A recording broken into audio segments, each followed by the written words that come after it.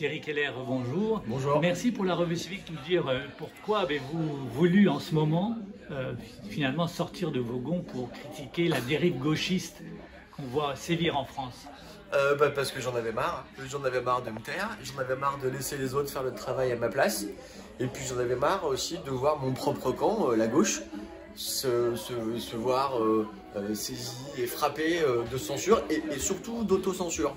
Et donc j'ai voulu m'adresser à mon camp pour leur dire bon, maintenant on va relever la tête, on va essayer de parler calmement de tout ce qui est en train de se passer. Donc et vous puis, parlez des dérives gauchistes? Ouais, oui, c'est ça, c'est les dérives gauchistes. Alors aujourd'hui on aime bien dire woke ou les dérives wokistes.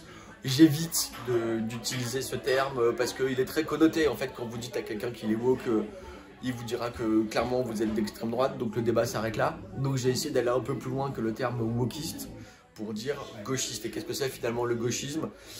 C'est ce que Lénine appelait la maladie infantile du communisme. Alors moi je ne suis pas léniniste, mais figurez-vous qu'on peut retrouver en ligne les écrits de Lénine sur le gauchisme. C'est hyper intéressant, c'est juste une forme de puérilité, une forme je dirais de trépignation d'enfants insolents et qui ont cassé leur jouet, voilà, et qui veulent le récupérer et qui donc sont pas contents et qui crient et qui empêchent les autres de parler.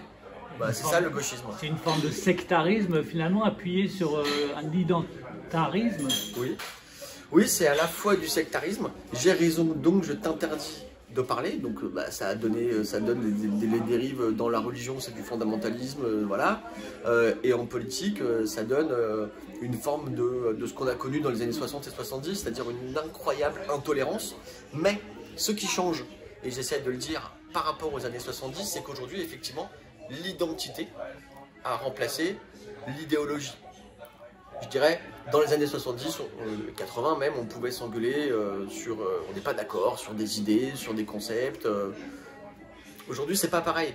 Aujourd'hui, c'est les identités. Donc, si je ne suis pas d'accord avec quelqu'un qui est de couleur, ou d'une identité sexuelle quelconque, ou de genre, on n'aura pas l'occasion de discuter sur le concept, mais chacun se brandira son identité à la figure. Et donc le débat devient complètement interdit. Et moi je voudrais réautoriser les débats. Tous les débats méritent d'être tenus. Ouverts et développés, sachant que la gauche a été dominée jusqu'à présent par la force LFI de Jean-Luc Mélenchon.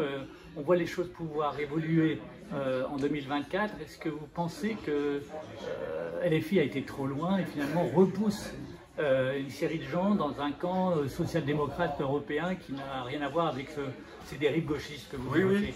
Oui, je pense que je ne suis pas certain qu'au point de départ ce soit la faute de LFI. Je pense que LFI avec pas mal de talent, et le talent de Jean-Luc Mélenchon, capté ce qui se passe dans la société.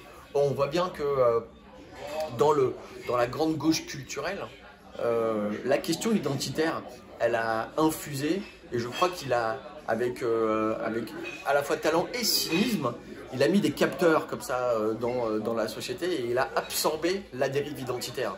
Et aujourd'hui, il la recrache. Et je pense que pour que la gauche ait à nouveau une chance d'avoir d'abord un leadership culturel et deux, de revenir au pouvoir, il faut effectivement se débarrasser de l'hypothèque LFI, clairement. Et ça vous paraît possible dans les périodes à venir? C'est évidemment possible, je pense que c'est très difficile parce qu'il faut qu'on soit plusieurs à le dire, il faut qu'on soit plusieurs à relever la tête. Et encore une fois, ça passe par des enjeux culturels, ça passe par cesser les censures, cesser les autocensures, arrêter d'avoir peur nous-mêmes, recommencer à s'autoriser à penser, à s'autoriser à débattre. Oui, c'est possible. Je crois qu'il y a une majorité silencieuse de gens qui sont, disons, des démocrates ou des républicains à tendance de gauche,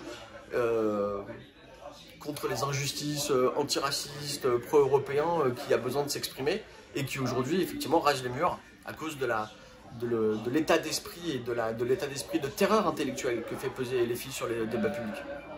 Thierry Keller, merci beaucoup. Merci à vous.